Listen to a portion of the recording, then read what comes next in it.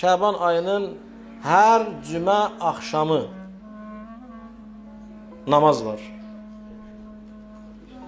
Hər cümə axşamı. Yəni bu cümə keçdi, amma yenə qarşımızda ən azı 3 dənə cümə axşamımız var. Lakin namazın vaxtı haçandandır qardaşlar? Namazın vaxtı sübh namazından ta şam namazına qədərdir. Cümə axşamı gecə deyir ha. Yəni 4-cü gün gündüz. Sübh namazından ta şam namazına qədər bu namaz icra olunur.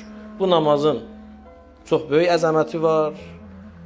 Kimin hacəti var, istəyi var, müşkülü var, problemi var.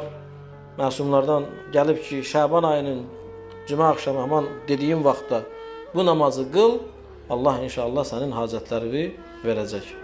Namaz necə qılınır? Namaz 2 rükətdir. Eyni ilə sübh namazı kimidir. Sadəcə olaraq həmdən sonra Qul huvallahu əhəd surəsi 100 dəfə oxunur hər rükətdə. Həmdən sonra 100 dəfə Qul huvallah.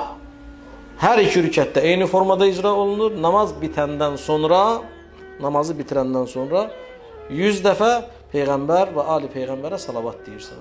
Allahümme salli ala Muhammed.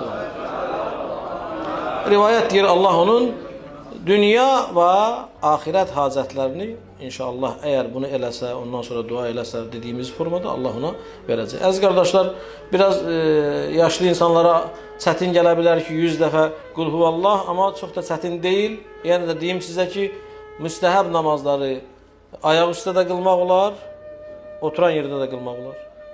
Bir nəfərin gücü var, bir rükətini ayaq üstə qılır, ikinci rükətini oturan yerdə qılır, heç bir eybi yoxdur. Bir rükətini ayaq üstə qılsın, ikinci rükətin nədir? Oturan yerdə qılsın. Müstəhəb namazlarda nədir? Bu məsələlərə icazə var.